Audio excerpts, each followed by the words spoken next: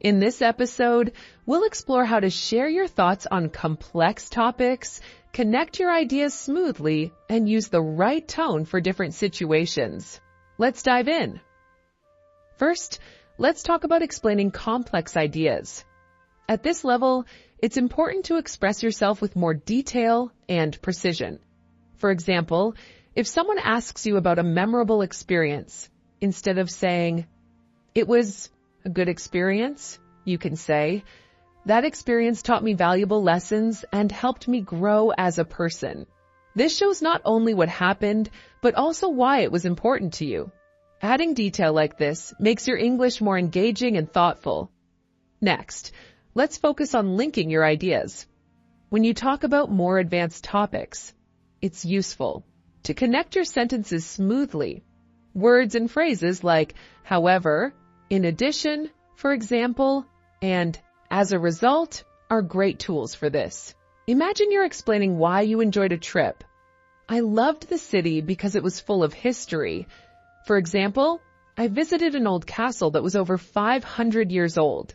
In addition, the people were very welcoming." Using these kinds of connectors makes your thoughts flow naturally and helps the listener follow your ideas. Now, let's talk about tone. At this level, you should be able to change how you speak depending on the situation. For instance, if you're talking to a friend about your weekend, you might say, "I had such a great time. We went hiking and the views were amazing." But if you're speaking in a professional setting, you could say, "I had a very enjoyable weekend. I went hiking and appreciated the stunning views." Both examples are correct, but the tone changes to match the situation. Knowing how to adjust your tone helps you sound appropriate and confident. Let's expand on using tone and linking ideas in more detail. Imagine you're in a conversation with someone at a formal event, like a seminar or business meeting. In these situations, it's important to show professionalism and clarity in your speech. Instead of casually saying, "Oh, I really liked your presentation. It was nice," you could say, "I thoroughly enjoyed your presentation. It was not only informative, but also very engaging, especially the examples you provided." Notice how the second version sounds more formal and respectful, which is perfect for professional settings. Paying attention to your tone in these environments shows that you're mindful of how you come across. Now, let's consider informal conversations, like chatting with friends or family. Here, your tone can be more relaxed and expressive. For example, if someone asks about your weekend, you might say, "It was so much fun. We went hiking and the weather was perfect, sunny but not too hot." Adding enthusiasm to your tone and using words like "so much fun" helps you connect with people emotionally. This difference in tone, whether formal or informal, is a skill that shows you're comfortable adapting to any situation. Moving on, let's discuss how to develop longer, more detailed responses in English. When you're speaking about a topic, try to go beyond the basics by adding examples, reasons, and your personal thoughts. For instance, if someone asks about your favorite book, instead of just saying, "I like it because it's interesting," you can say, "My favorite book is one that I read a few years ago. It's called To Kill a Mockingbird, and I found it fascinating because it explores themes of justice, morality, and compassion. The characters felt so real to me, and I think the story is still very relevant today." Adding details like this helps your listener understand your perspective and makes your speech more engaging. Another way to sound fluent is to use advanced vocabulary and idiomatic expressions, but do so naturally.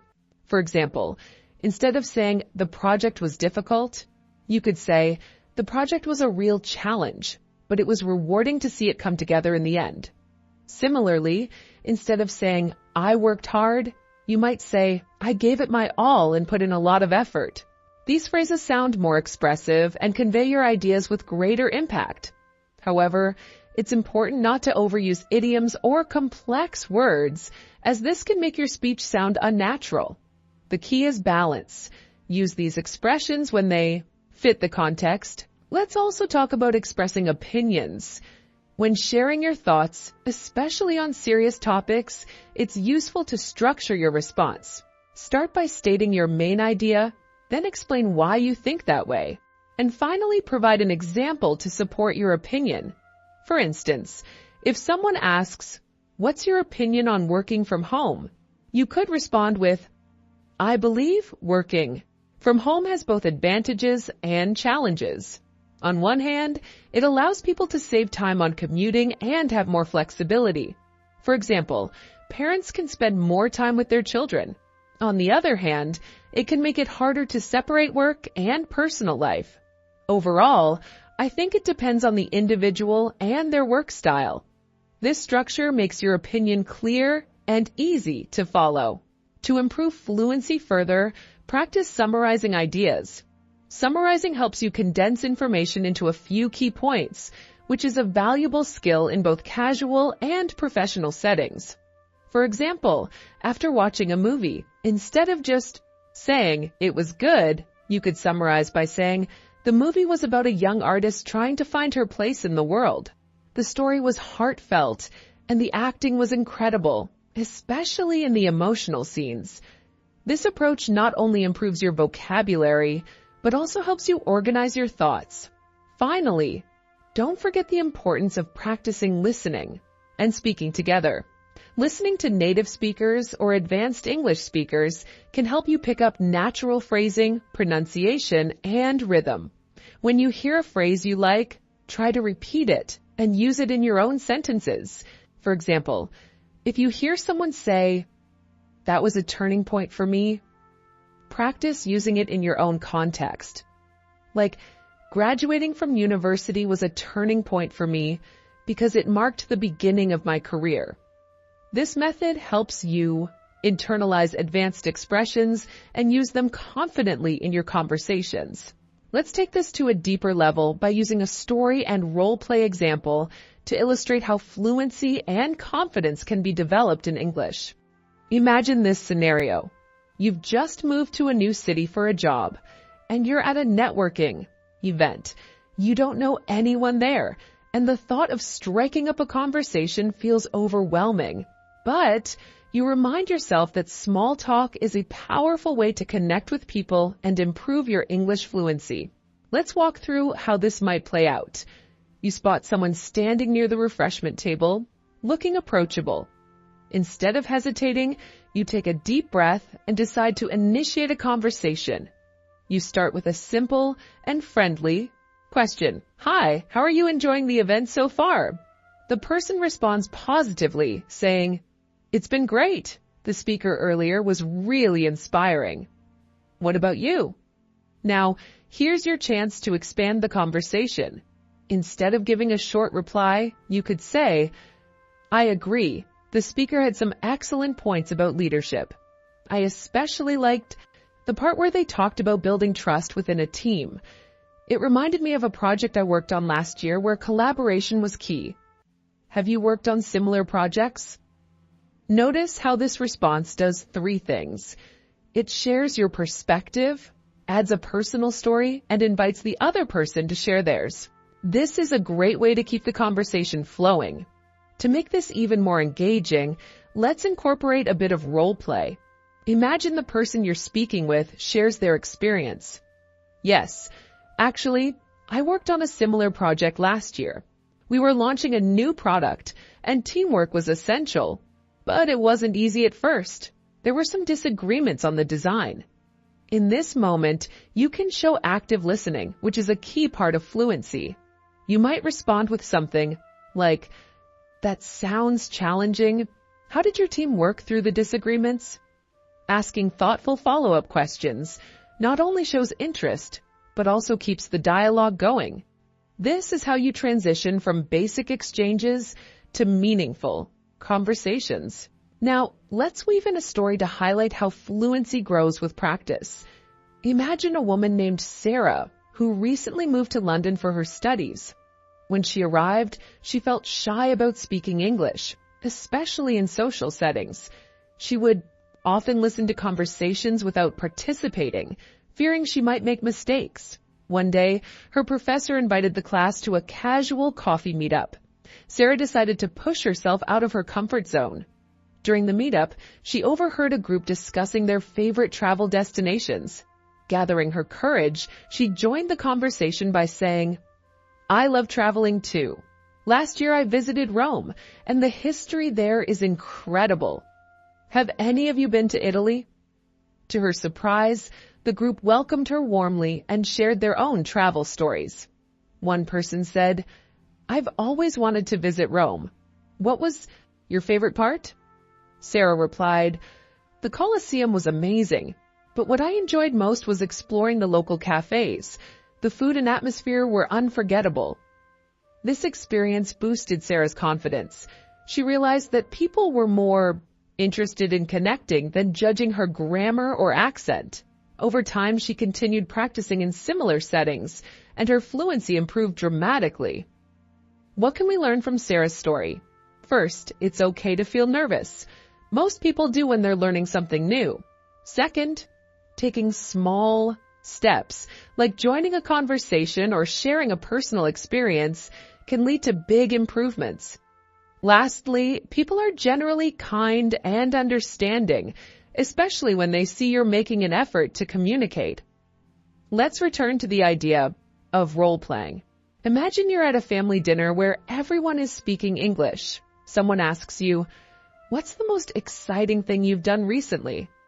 Instead of giving a short answer, you could say, "Last weekend, I went to a music festival. It was amazing. The energy of the crowd, the live performances, and even the food trucks made it such a memorable experience." Have you ever been to a music festival? By adding details and asking a question, you not only share your story, but also create an opportunity for others to join the conversation. This back and forth exchange is the essence of natural communication. Another example could be in a workplace setting. Imagine your boss asks, "How's the project coming along?" Instead of a simple, "It's going well," you could say, "The project is progressing smoothly. We've finished the initial research and now we're focusing on drafting the report. I've also scheduled a meeting with the team to discuss our findings. Would you like me to include any specific points in the presentation?" This response shows initiative and provides clear information, which is particularly important in professional settings. To practice these skills, try creating your own role-play scenarios. Think about common situations you might encounter, like ordering food at a restaurant, asking for directions, or discussing your weekend plans with a friend. Write down a few sentences for each situation and practice saying them aloud. If you can, record yourself and listen to the playback. This will help you identify areas where you can improve your pronunciation or clarity. Finally, let's talk about how storytelling can make your English more engaging. People love stories because they're relatable and memorable. Even simple stories, like describing how you spent your weekend or a funny moment at work, can make your conversations more interesting. For example, instead of saying, "I went shopping," you could say, "I went shopping for a new jacket last Saturday. I found one I really liked, but when I got to the checkout, I realized I'd left my wallet at home. It was so embarrassing, but the cashier was very kind and held the jacket for me until I came back." Adding details like this not only improves your fluency, but also makes you more enjoyable to talk to. By practicing storytelling, role-playing, and engaging in real-life conversations, you'll gradually build your confidence and fluency. Don't be afraid to experiment with new vocabulary and expressions. Every conversation is an opportunity to learn and grow. Remember, the key to fluency isn't perfection, it's persistence and a willingness to connect with others. Let's continue to expand on this and dive even deeper into the process of building confidence in speaking English. Imagine that you are at a cafe with a friend, and you both are discussing the latest movie you watched. Instead of simply saying, "I liked it," you can practice giving more detailed responses that show your fluency. For instance, you might say, "I really enjoyed the movie, especially the way the director used light and shadow to create suspense. The storyline was so unexpected. I didn't think the main character would turn out to be the villain. By offering more detail and sharing your opinions, you make the conversation more interesting and engaging. Let's role play a situation in which you're trying to discuss a movie with a group of friends. Picture yourself in a group setting, at a party or gathering where everyone is talking about their favorite films.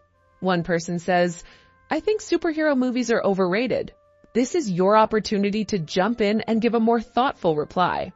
"I can see why you'd think that, but I enjoy superhero films for their creativity. They often show characters who face huge challenges, and I like seeing how they grow. For example, in the latest movie I watched, the hero wasn't just saving the world, but also learning to deal with personal loss. It added depth to the story."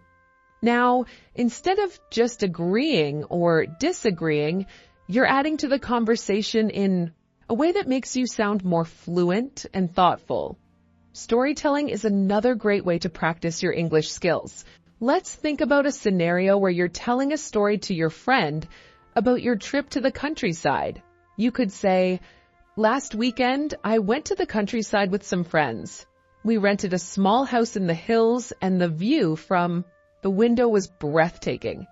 The best part was when we took a hike to the top of a mountain. The air was so fresh, and we could see for miles. We even spotted some deer in the distance. It was the perfect escape from the city noise." Notice how this description doesn't just give basic information. It provides details that make the story more vivid and engaging.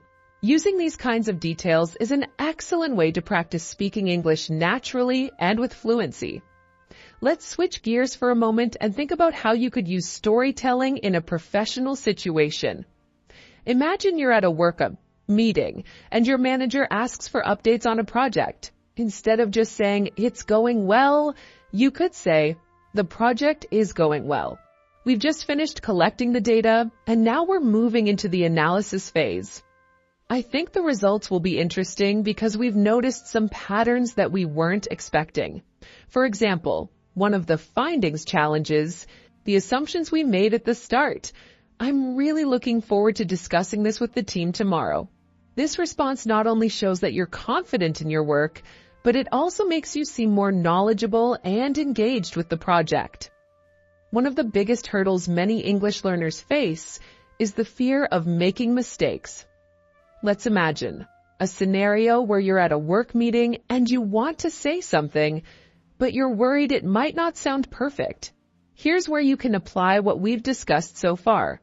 Instead of being afraid to speak, take the opportunity to share your thoughts, even if they aren't perfectly formed. For example, if your boss asks for suggestions about a project, you might say, "I think we could improve the marketing strategy by focusing more on social media. I'm not sure about all the details yet, but I believe it could help us reach a younger audience."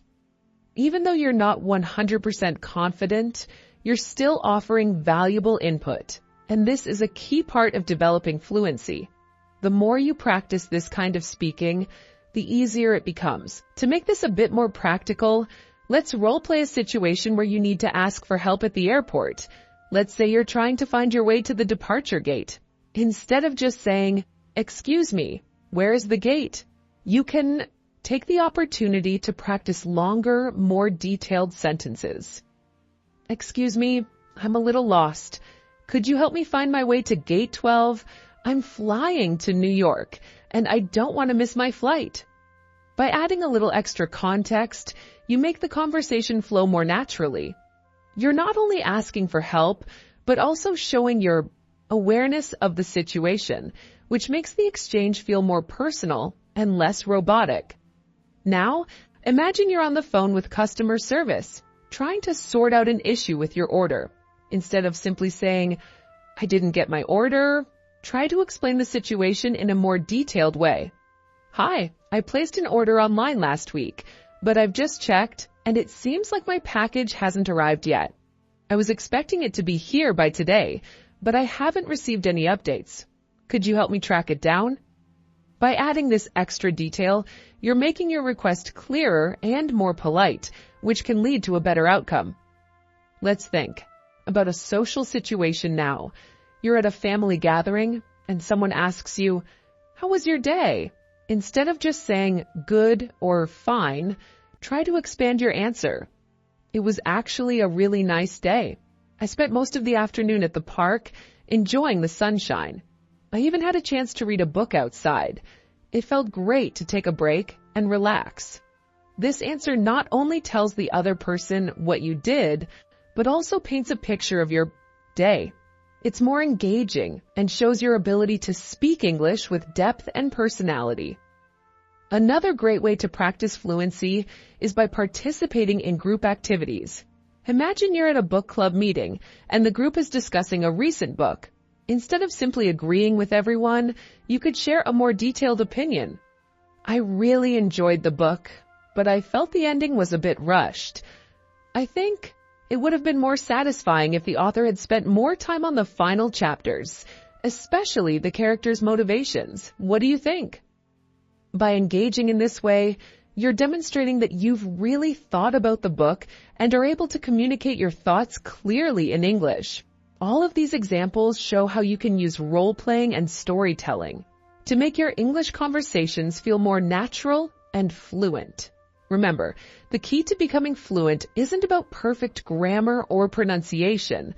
It's about feeling confident enough to engage in conversations, share your ideas, and keep the discussion flowing.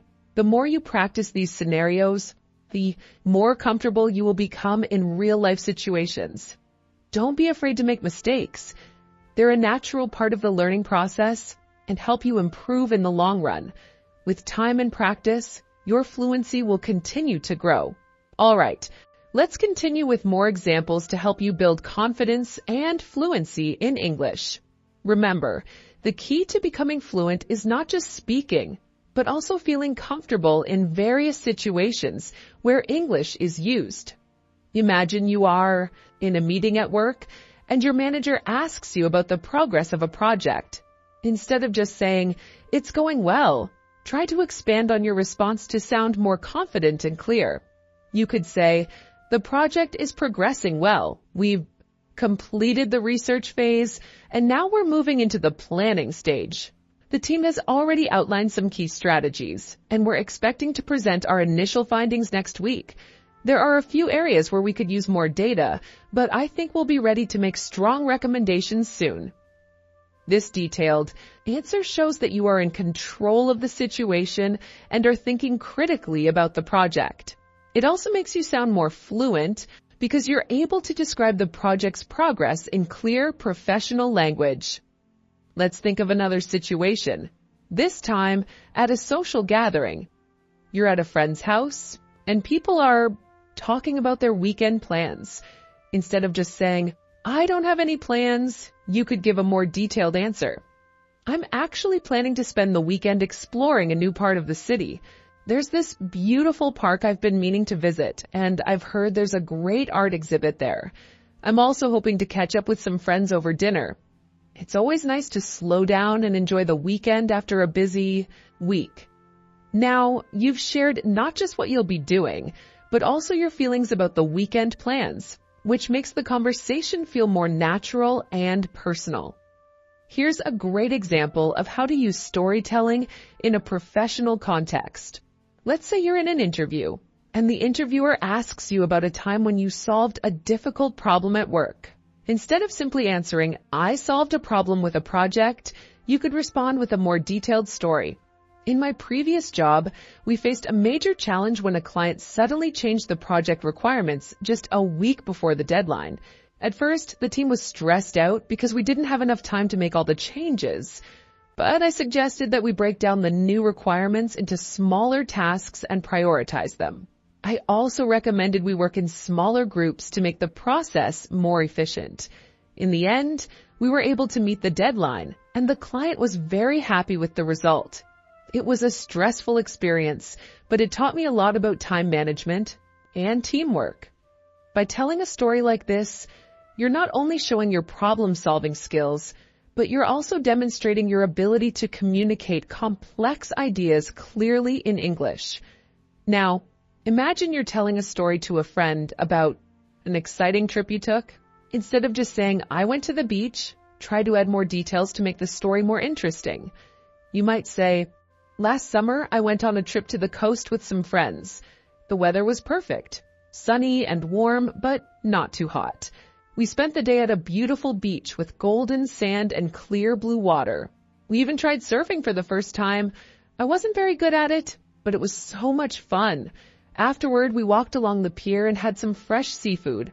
It was such a relaxing day, and I can't wait to go back next summer." This response not only tells your friend about your trip, but it also paints a picture that allows them to experience it with you. It's a great way to improve fluency because you're giving a detailed, vivid response that sounds natural. In your daily conversations, you can also practice using descriptive language to explain things around you. Let's say you're at a restaurant and the waiter asks how you like your food. Instead of just saying, "It's good," you could give a more detailed response. "The dish is amazing. The flavors are well balanced. The chicken is tender and the spices are just right. I especially love the sauce. It has a rich, creamy texture with a hint of garlic that gives it a unique taste. I'm really enjoying it."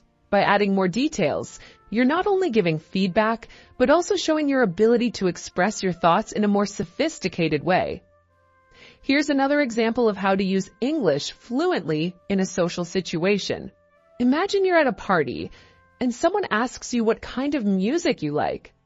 Instead of simply saying, "I like pop music," you could say, "I'm really into pop music, especially the kind with upbeat rhythms and catchy lyrics.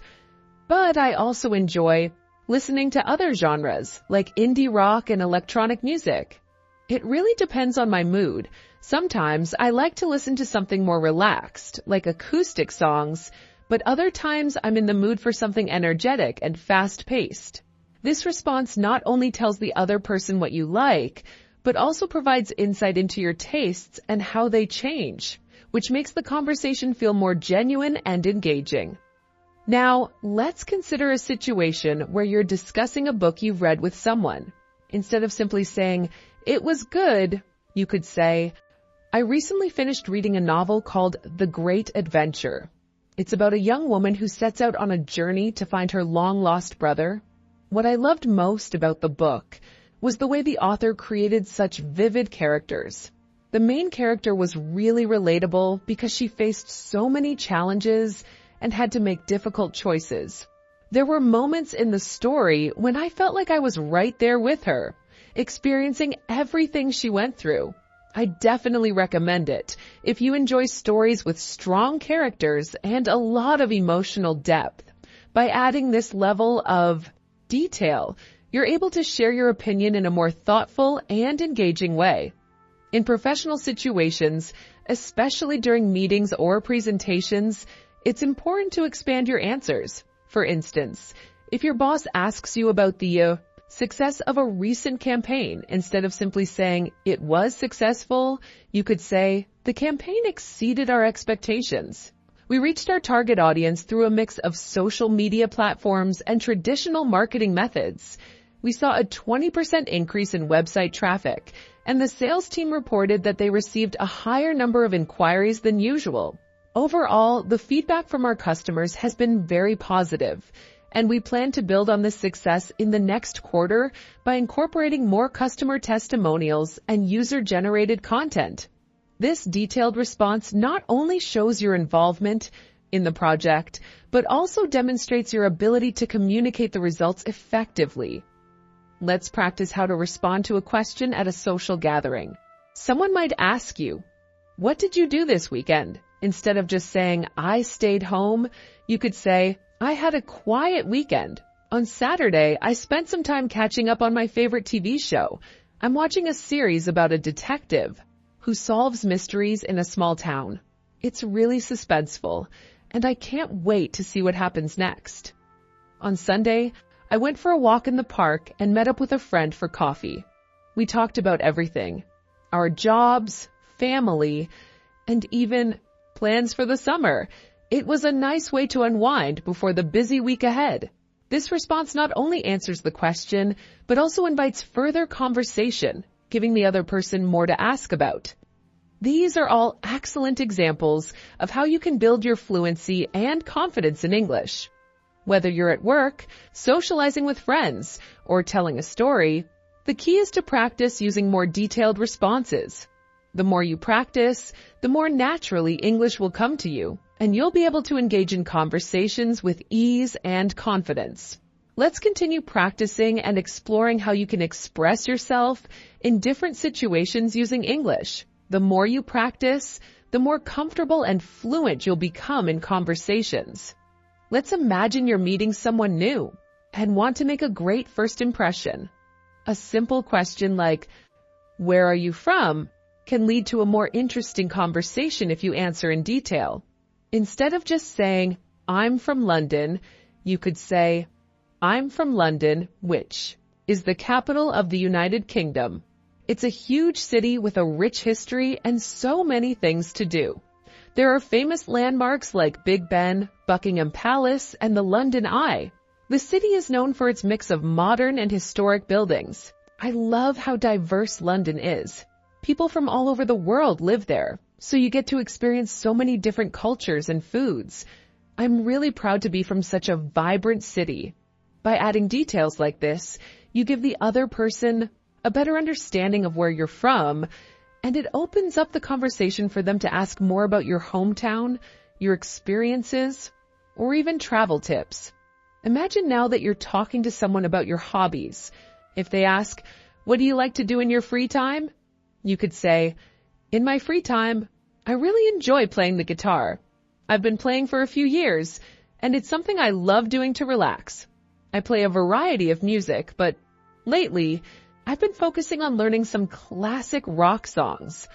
I find it so satisfying when I finally master a difficult song. I also like hiking. On weekends, I often go hiking with my friends to explore new trails in the mountains near where I live. It's a great way to enjoy nature and get some exercise at the same time." This answer tells the other person not only what your hobbies are, but also why you enjoy them and what you get out of them. This kind of response can make the conversation more engaging and shows your enthusiasm for your interests. Now, let's practice a situation where you need to explain your job or studies. If someone asks you, "What do you do for a living?" you could say, "I work as a graphic designer. I create visual designs for websites, advertising campaigns, and digital products. It's a really creative job, and I enjoy finding solutions to design problems. Every project is different, so I'm always learning new things. For example, right now, I'm working on designing a website for a small business. It's challenging because the client has a specific vision, but it's also exciting to bring their ideas to life. I love being able to make something that not only looks good, but also helps people connect with the brand." This detailed response not only explains what you do, but also gives insight into why you enjoy your job and what challenges you face, making the conversation feel more personal and meaningful. Imagine another scenario. You're talking to a friend about your favorite book or movie. Instead of just saying, "My favorite book is Harry Potter," you could say, "One of my favorite books is Harry Potter and the Sorcerer's Stone. I first read it when I was younger, and I've read it several times since. It's about a boy named Harry who discovers he's a wizard and goes on many adventures at a magical school. What I love about the book is the way the author, J.K. Rowling, creates such an imaginative world. There are so many interesting characters, and the story is full of twists and surprises. It's a great mix of magic, mystery, and friendship, and it never gets old, no matter how many times I read it." By explaining why this book is your favorite, you add depth to your answer, which could lead to a more interesting conversation. Your friend might then ask about your favorite characters or what other books you recommend. Let's move on to a situation where you're giving feedback about something. Let's say you've just watched a movie and someone asks you, "Did you enjoy the movie?" Instead of just saying, "Yes, it was good," you could say, "I really enjoyed the movie. It was a great mix of action and drama. The plot kept me on the edge of my seat, and the actors gave amazing performances. One thing I really Liked was the way the director used flashbacks to show different perspectives of the story. It made the plot more interesting and added emotional depth. The only downside was that the ending felt a bit rushed, but overall, it was a fantastic film. This answer gives more specific feedback and helps the person you're speaking with understand your opinion better. By explaining the reasons behind your feelings, you're showing your ability to think critically and express your thoughts clearly. Now, let's practice another conversation at work. You're in a meeting, and your manager asks you for an update on a task. Instead of saying, "I'm almost done," you could say, "The task is nearly complete. I've finished most of the research, and I've started putting everything together into the final presentation. I'm just waiting for the latest data from the marketing team before I can finish the report. Once I have that, I'll be able to finalize everything and send it to you by the end of the day. I'm confident that the final product will be ready on time, and I've made sure to double-check all the details to avoid any mistakes." This detailed response shows your manager that you're organized and proactive, and it provides enough information to give them a clear picture of where things stand. It also demonstrates your ability to communicate well in a professional setting, which is a key skill in any job. Let's take this further with a situation where you're planning a trip with friends. If someone asks, "What are you doing for the holiday?" you could say, "For the holiday, I'm planning to go on a short trip with a few friends to the beach. We're going to a place we visited before, so we know it's beautiful. We'll spend a few days relaxing by the ocean, trying new seafood restaurants, and maybe doing some water sports. It's going to be a great opportunity to unwind and recharge. We're also thinking of doing a day trip to a nearby town to explore some local markets and historical sites." This response not only tells your friends about your plans, but it also shares some details about the places you'll visit and the activities you'll do. This makes the conversation more engaging and can lead to further questions or suggestions from your friends. If you are talking about your goals for the future, you could say, "In the next few years, I plan to focus more on my career development. I'm hoping to take on more leadership responsibilities at work, and I'm also considering going back to school for an advanced degree in marketing. In addition, I want to travel more to learn about different cultures and broaden my perspective. I've always wanted to visit Japan and explore the unique blend of modern technology and traditional culture there. It's exciting to think about the future and the opportunities that are out there." This answer not only discusses your career goals, but also shares your personal interests and long-term plans. It shows you're forward-thinking and motivated, which could inspire others to talk about their own goals. Lastly, let's look at a situation where you're offering advice to someone. Imagine a friend asks you, "How can I improve my English?" Instead of just saying, "You should practice a lot," you could say, "One of the best ways to improve your English is by speaking it as much as possible. I recommend finding a language exchange partner or joining a conversation group. It's also really helpful to watch movies or TV shows in English with subtitles. You'll get used to the natural flow of the language and pick up new vocabulary. Another tip is to keep a journal in English to practice writing. Don't be afraid to make mistakes. Just keep practicing and you'll improve over time." This response offers practical advice and gives your friends several strategies to work on. It's a great way to share your knowledge and help someone else grow in their language learning journey. By using these examples in different situations, you'll feel more confident in your ability to speak English naturally and fluently. Remember, the key to improving your fluency is practice. The more you practice speaking in detail, the easier it will become to express yourself in any conversation. Keep challenging yourself to expand your answers, and soon you'll notice a huge improvement in your English communication skills. And that brings us to the end of today's episode. I hope you've enjoyed practicing your English and feel more confident in expressing yourself in different situations. Remember, improving your fluency takes time, but with consistent practice, you'll continue to make progress. Whether you're chatting about your hobbies, giving feedback, or talking about your goals, always aim to give detailed and thoughtful responses to keep conversations engaging and natural. If you found this episode helpful, don't forget to like and subscribe. Also, feel free to share this episode with anyone else who's working on their English skills. The more we practice, the better we get. Thank you for listening, and I look forward to helping you improve your English even more in the next episode. Stay motivated and keep practicing. Your fluency will only improve with time.